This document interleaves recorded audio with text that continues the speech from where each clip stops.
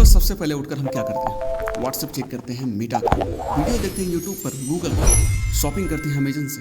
और शायद ये सब हम कर रहे हैं सैमसंग या एप्पल के आईफोन पर। हम डिजिटल इंडिया का नारा गर्व से लगाते हैं। हमारे पास दुनिया की सबसे बड़ी इंटरनेट आबादी है, लेकिन सच्चाई ये है कि हमारा पूरा डिजिटल लाइफ अमेरिकी कंपनियों के हाथ में है। सवाल कड़वा है, इतनी बड़ी आबादी और टैलेंट के बावजूद इंडिया ने अब तक अपना खुद का गूगल, एप्पल, फेसबुक या इंस्टाग्राम क्यों नहीं बनाया? आज हम इसी की गहराई में चलते हैं। जरा दुनिया के 20 सबसे ज़्यादा विजिट की जाने वाली वेबसाइट की लिस्ट देखिए। इस पर अमेरिका का एक तरफा कब्जा है। भारत इस लिस्ट में कहीं नजर ही नहीं आता। हम दुनिया के सबसे बड़े यूजर्स तो हैं, लेकिन क्रिएटर्स नहीं। हम ऐप्स इस्तेमाल करते हैं पर उनके मालिक नहीं है।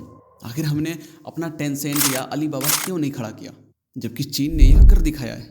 इसके पीछे कई गहरे कारण हैं। पहला और सबसे बड़ा कारण, ब्रेन ड्रेन। इंडिया दुनिया के कुछ बेहतरीन इंजीनियर्स पैदा करता है। हमारे पास IITs जैसे एलीट इंस्टीट्यूट हैं।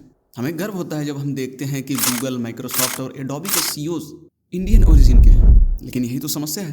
सोर्सेस बताते हैं कि जब टॉप टियर टैलेंट को देश में सही माहौल या फंडिंग नहीं मिलती तो वो सिलिकॉन वैली चले जाते हैं। सिंपल वर्ड में कहें तो टैलेंट हम प्रोड्यूस कर रहे हैं, लेकिन उसका असली फायदा अमेरिका की इकोनॉमी को हो रहा है। और अगला कारण है हमारा माइंडसेट। सिलिकॉन वैली में फेलियर को एक बैज ऑफ ऑनर माना जाता है। वहाँ रिस्क लेने का कल्चर है। इसके ठीक उलट भारत में इन्वेस्टर्स अक्सर सेफ गेम खेलना पसंद करते हैं। अकॉर्डिंग टू सोर्स, अमेरिका के मुकाबले इंडियन स्टार्टअप्स को अर्ली स्टेज में बड़ा रिस्क लेने के लिए फंडिंग कम मिलती है। यही वजह है हम कंज्यूमर टेक की जगह बिजनेस टू बिजनेस या सर्विस सेक्टर पर ज़्यादा फोकस करते हैं, जहाँ पैसा डूबने का खतरा बहुत कम होता है। एक और बड़ी रुकावट है रेगुलेशन और स्केलिंग। अमेरिका में कई स्टार्टअप्स को बहुत बड़ा और एक जैसा यूनिफाइड मार्केट मिलता है, लेकिन इंडिया में अलग अलग स्टेट्स के अलग अलग नियम और कॉम्प्लेक्स पॉलिसीज स्टार्टअप्स के लिए स्पीड ब्रेकर बन जाती हैं। एक छोटे स्टार्टअप्स के लिए इन नियमों का पालन करना इतना महंगा हो जाता है कि वो बड़े ग्लोबल जायंट के सामने टेक ही नहीं पाते। हमारी पॉलिसीज अक्सर इनोवेट करने से ज़्यादा रेगुलेट करने पर फोकस करती हैं। ऐसा नहीं है कि भारत में टेक नहीं है। हमारी IT कंपनीज जैसे TCS, इन्फोसिस, विप्रो दुनिया का बैकएंड संभालती हैं। ये इनविजिबल जायंट हैं।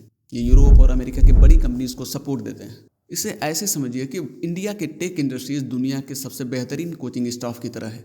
हम दुनिया की सबसे बड़ी टीम जैसे गूगल, माइक्रोसॉफ्ट को ट्रेन करते हैं, लेकिन उस बड़ी लीग में हमारी अपनी कोई टीम मैच ही नहीं खेल रही। हम दूसरों को जिताने में मदद कर रहे हैं, बजाय इसके कि अपना स्टार प्लेयर मैदान में उतारें। तो कंक्लूजन क्या है? क्या इंडिया सिर्फ दुनिया का बैक ऑफिस बनकर रह जाएगा?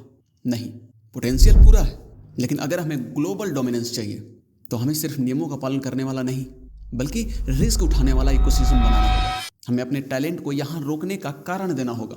आपको क्या लगता है, इंडिया को पहला गूगल बनाने से हमें कौन सी चीज़ ज़्यादा रोक रही है? सरकार के रूल्स या हमारा रिस्क न लेने का कल्चर? कमेंट में ज़रूर बताएं। वीडियो पसंद आया हो तो लाइक ज़रूर करें और चैनल को सब्सक्राइब करें। मिलते हैं नेक्स्ट वीडियो में।